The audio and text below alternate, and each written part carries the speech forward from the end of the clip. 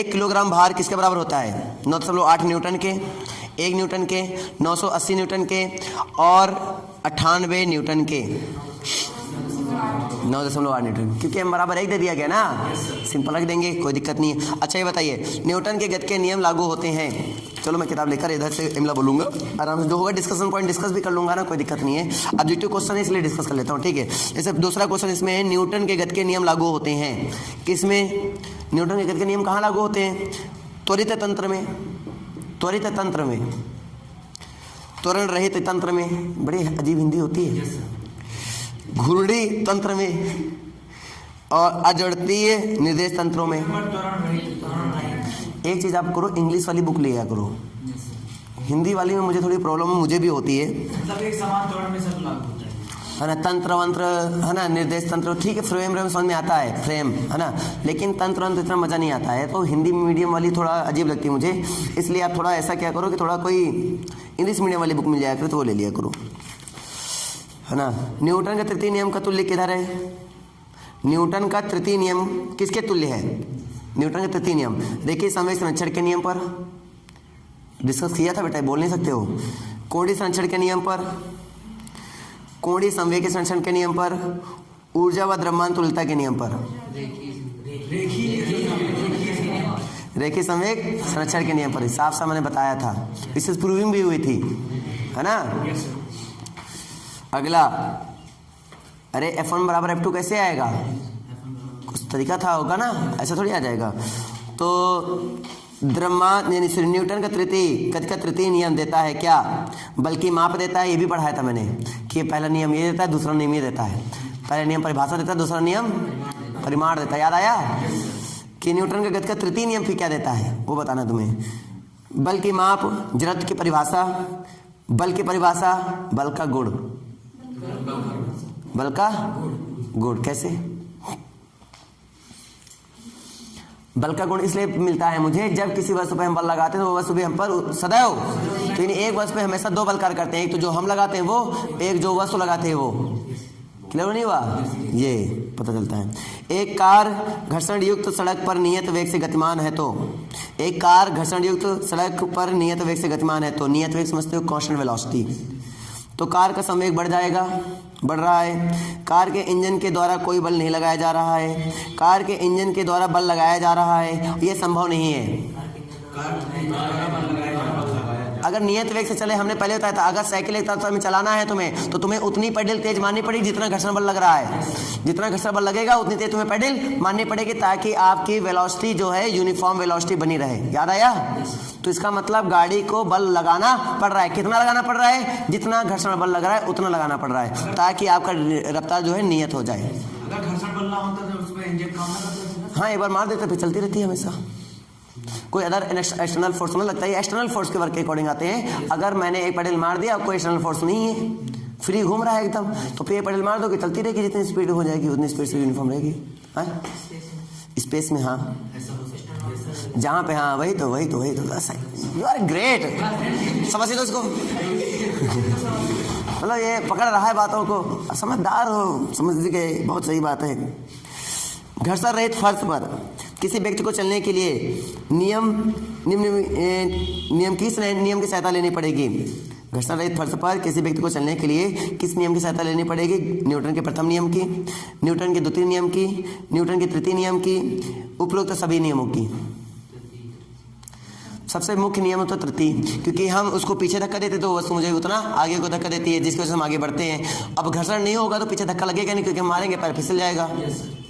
तो आगे बढ़ने के लिए घर्षण होना जरूरत है। गति का कौन सा नियम लगेगा? तृतीय नियम मुख्य है, इसमें मुख्य तृतीय नियम है। आंसर लिखें इसके कहीं, सही है, गति का तृतीय नियम। जब एक व्यक्ति खुदरी सतह पर चलता है, कहाँ सतह पर चलता है? खुदरी सतह पर चलता है, तो सतह द्वारा आरोपित घर्षण बल, सुनना, बल की गति की दिशा में होती है। आरोपित घर्षण बल सतह द्वारा, ये बात याद रखना, सतह द्वारा घर्षण बल, ये क्वेश्चन बड़ी इंपॉर्टेंट होता है। सतह द्वारा या तुम्हारे द्वारा या वस्तु द्वारा, या वस्तु में या सतह में, अलग अलग डायरेक्शन बन जाती ना, अगर समझ के फेर हो जाए तो। क्वेश्चन ध्यान सुनो। जब एक व्यक्ति खुदरी सतह पर चलता है, कहाँ पे चलता है? खुदरी सतह पर चलता है, तो सतह द्वारा आरोपित घर्षण बल, सतह द्वारा आरोपित घर्षण बल कैसा होगा? व्यक्ति की गति की दिशा में होता है, व्यक्ति की गति के दिशा में होता है, व्यक्ति की गति के दिशा से विपरीत होता है, व्यक्ति के गति की दिशा के लंबवत होता है, व्यक्ति के गति की दिशा के लंबवत के नीचे की ओर होता है। दोनों ऑप्शन नहीं चले तो हो नहीं सकते हैं, दोनों में बताओ। गति की दिशा में, गति की दिशा में होता है, तुम विपरीत होता है, पक्का? वस्तु लगाएंगे तो आगे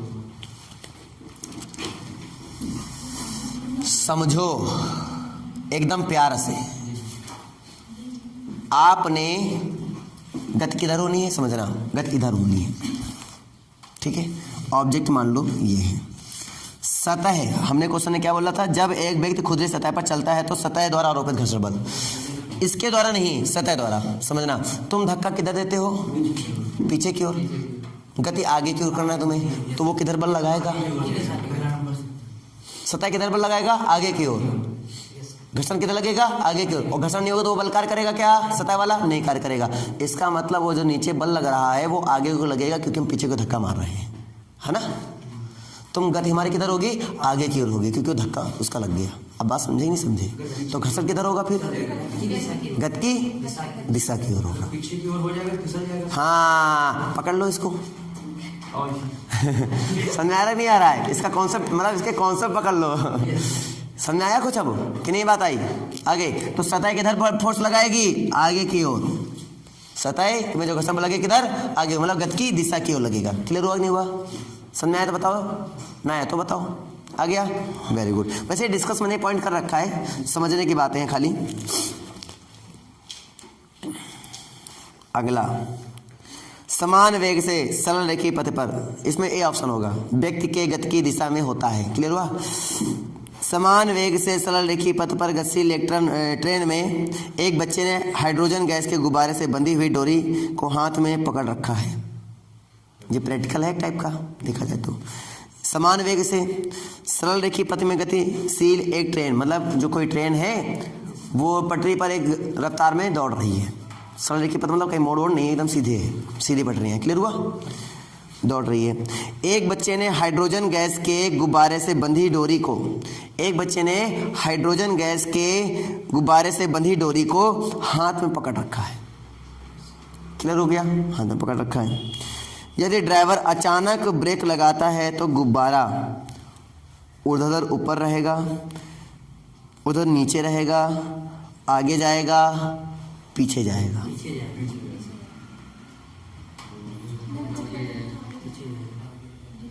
विजुलाइज करो, कोई क्वेश्चन दिया जा रहा है तो वो एक कंडीशन दी जा रही है, क्वेश्चन नहीं होता, वो एक कंडीशन होती है। तो इसको अब प्रैक्टिकल तो अभी कर नहीं रहे हैं, तो प्रैक्टिकल करके पता चलेगा आगे जाएगा पीछे जाएगा। तो इसको प्रैक्टिकल करो, मन में करो, विजुलाइज करो। अगर ऐसा होगा तो क्या क्या संभावनाएं व्यक्त हो सकती हैं इसमें, वो सोचो, तो उससे कॉन्सेप्ट निकल के आएगा। जितना थ्योरी पढ़ाया है उसी से बस सोचना है तुम्हें। एक कंडीशन है,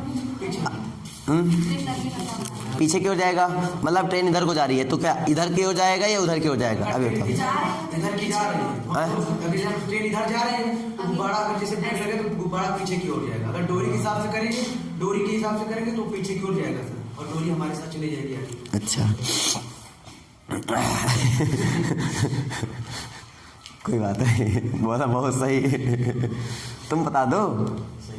अच्छा सही है। चलो हम तुम लोग के ऑप्शन देख लेते हैं। 8वां, ये कुछ भी और राजन के टैलेंट है।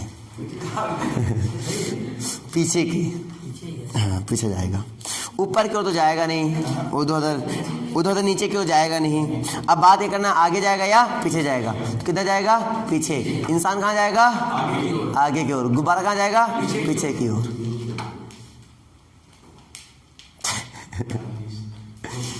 चलो ठीक है, मान लिया, चलो मान लिया। एक स्प्रिंग, बस कर भाई, ये तो इधर के का ताली बजा दे।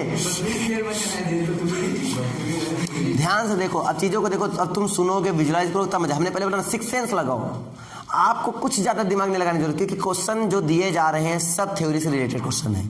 तो तुम्हें खाली विचार करना है और प्रैक्टिकली विचार करना है, और एक ऐसे क्वेश्चन का जवाब तुम आसानी से दे सकते हो। You can do it, we know.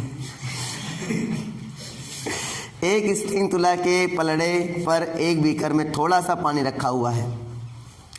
एक स्प्रिंग तुला के पलड़े पर, तुला मतलब जानते हो तराजू के पलड़े पर एक बीकर में थोड़ा सा पानी रखा हुआ है। एक बीकर मतलब गिलास मान लो, एक कांच वाला बीकर आता है उस टाइप जो पारदर्शी होता है ना, उसमें थोड़ा सा पानी रखा हुआ है टिक टिक टिक वाला, है ना। यदि हम बीकर की तली को बिना छुए जल में अपनी उंगलियां डुबोएं तो, बीकर की तली को बिना छुए जल में अपनी उंगली डुबाएं तो। दूसरा नंबर, पाठ्यांक हमें पहले की अपेक्षा बढ़ जाएगा। पाठ्यांक मतलब वैल्यू, डुबाएं तो डुबाएं तो तुला का पाठ्यांक, तुला का पाठ्यांक मतलब उंगली, पानी देखो बीकर को न छुओ और पानी में उंगली डुबो दो, तो जो माप पहले दे रहा था मतलब मेजरमेंट जो आ रही थी, जो इलेक्ट्रिक वाली चली है मान लो मेजरमेंट, उसमें तुम रखो, पहले वो बता रहा था मान लो 400 ग्राम का पानी बता रहा था, वो 400 ग्राम टोटल वेट था, तो तुमने पानी में उंगली डुबो दी, मात्र पानी में उंगली डुबो दी, बीकर में टच नहीं किया। उसका क्वेश्चन ये है, क्वेश्चन समझ में आया? बहुत अच्छा क्वेश्चन है, ध्यान से सुनो तो बहुत अच्छा क्वेश्चन है। पानी में उंगली मात्र डुबो दी है। जैसे मान लीजिए विजुलाइज कीजिए तराजू है, ये हिस्सा क्या है? इलेक्ट्रिक वाला तराजू है। यहाँ पे तुमने क्या रख दिया? बीकर मान लो रख दिया, ये आपने इधर बीकर रख दिया, पानी इसमें भरा हुआ है। आप उंगली डुबोते हो तो बीकर टच ना करे, पानी में रहे। तो मुझे क्वेश्चन बोला जा रहा है कि बताइए, अब क्वेश्चन का ध्यान देना, बताइए जो तुला होगा मतलब जो 400 ग्राम बता रहा था, क्या 400 ग्राम एक मतलब बढ़ जाएगा या घट जाएगा? मान अपेक्षा बढ़ जाएगा या अपेक्षा से घट जाएगा या अपवर्तित रहेगा मतलब सेम रहेगा, या पाठ्यांक परिवर्तन बीकर में भरे पदार्थ पर निर्भर करेगा? ये निर्भर करेगा कि पाठ्यांक मतलब बीकर में कौन सा पदार्थ भरा हुआ है उस पर निर्भर करेगा। क्या कौन सा ऑप्शन होगा बताओ? निर्भर करेगा। घर्षण नाम की कोई चीज़ पढ़ा है? हम बेकर टच नहीं करेंगे, फिर भी पानी में तो हमने टच किया ना। अब पानी में वो हलचल मचाएगा तो नीचे दबाव बढ़ा देगा, अपना प्रेशर बढ़ा देगा, थोड़ा बहुत परिवर्तित हो जाएगा, ये तो है, घटेगा तो परिवर्तित होगा, पक्का होगा, है ना? तो बढ़ेगा घटेगा? घर्षण में डाल रहा हूँ तो प्रेशर जा ही रहा, कहीं ना कहीं थोड़ा ही बढ़े, 0.001 ही बढ़े, लेकिन बढ़ जाएगा। कुछ क्लियर हुआ? तो क्या बोलेंगे? तुला पाठ्यांक पहले की अपेक्षा में क्या हो जाएगा? बढ़ जाएगा, अधिक हो जाएगा। नहीं समझे क्या बात? बीकर को बिना टच करे सोचो उंगली हवा में है, पानी में डूबी है, यहाँ वेट बढ़ गया। क्लियर हुआ कि नहीं हुआ? घर्षण की वजह से। किसकी वजह से? घर्षण की वजह से, क्योंकि उनके अंतराण्विक बल लगते हैं कणों के मध्य, तो वहाँ पे हमारा जल ये जाएगा उंगली, तो उनके मध्य हमारा घर्षण बल लगेगा, जिसकी वजह से उसका पाठ्यांक बढ़ेगा। क्लियर हुआ नहीं हुआ? समझ में आया कि नहीं आया? आया बेटा? चलो ठीक है। देखो लिखा भी तुलना में लिखा हुआ है, देखो क्या लिखा है। तो तुलना में ये लिखा हुआ है, उंगली को जल में डुबोने पर गतिकृत नियम से जितना बल हम उंगली पर ऊपर की ओर लगाएंगे उतना ही प्रतिक्रिया बल उंगली जल पर या बीकर की तली पर लगाएगी। बताया ना, ऊपर से लगाएंगे तो नीचे लगाएगी, जिससे तुला का पाठ्यांक बढ़ जाएगा। अब तो समझ में आया कि नहीं आया? आ गया? इस संकेत में लिखा हुआ था, हिंट। अगला पॉइंट, सर्कल में दौड़ते हुए घोड़े। सर्कल में फोन नहीं है, अलार्म होंगे। सर्कल में दौड़ते हुए घोड़े, लास्ट क्वेश्चन, उसके बाद मैं छोड़ रहा हूँ, ठीक है? एक क्वेश्चन और, दो क्वेश्चन और डिस्कस करूंगा, एक सर्कल वाला एक गुटका वाला, बस, है ना। सर्कल में दौड़ते हुए घोड़े की पीठ पर बैठा घुड़सवार उछलकर पुनः घोड़े पर आ जाता है, क्योंकि उछलता होगा, उछल के पुनः घोड़े पे आ जाता है, क्योंकि, अब क्वेश्चन सुनो, क्योंकि प्रतिपथ में गति कर रहे हैं, गतिशीलता का जड़त्व है, स्थिरता का जड़त्व है, और ये असंभव है। स्थिरता का जड़त्व है, असंभव है। कोई जंप करेगा तुरंत घोड़े पे नहीं गिरेगा। एक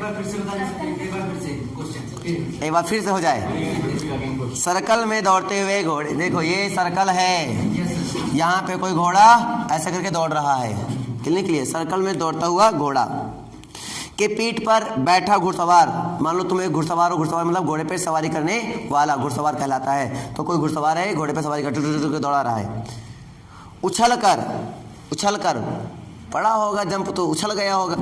जैसे कभी कभी टेम्पो में बैठे रहो, हंसका लगता है तो उछल जाते हैं, फिर उसके छत में लड़ते हैं, दरदनी खुपड़ी लड़ती है, फिर नीचे गिरते हैं, लड़ती ना। क्लियर हो नहीं हुआ? कुछ हुआ ऐसा, उछल कर पुनः घोड़े पर आ जाता है, और पुनः घोड़े पर आ जाता है मतलब घोड़े पे आ गया है वो, क्योंकि पहली बात वृत्ति पथ में गति है, दूसरी गतिशीलता का जड़त्व है, तीसरी स्थिरता का जड़त्व है, चौथी ये असंभव है। सेकंड गतिशीलता सिंपल है। तुम भी गति के घोड़ा गति की अवस्था में था, मतलब तुम भी उतनी गति की अवस्था में थे। तुम भी जब उछले तो वो भी गति की अवस्था में, तुम भी उतनी वेग में हो, तो वो भी तुम जैसे वो बढ़ रहा है वैसे तुम बढ़ रहे हो, तो इसलिए उसी में गिर पा रहे हो। दोनों सेम वेलोसिटी में हो। वो अगर ऐसा ना होता तो तुम रेस्ट में हो जाते, वो वेलोसिटी में होता तो पिछवाड़ा नीचे गिर जाता, फट देनी। कोई दिक्कत होती?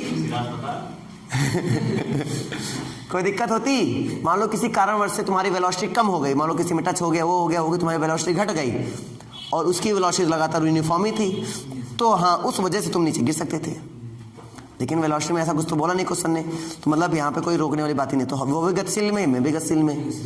जब कोई घुड़सवार गति कर रहा है उसमें साथ में, तो दोनों गतिशील में है। तो इसका मतलब क्या हुआ, जब वो जंप करेगा तो दोनों गिरेंगे, सॉरी दोनों नहीं, मतलब घुड़सवार गिरेगा घोड़े पर ही, कारण गतिशीलता।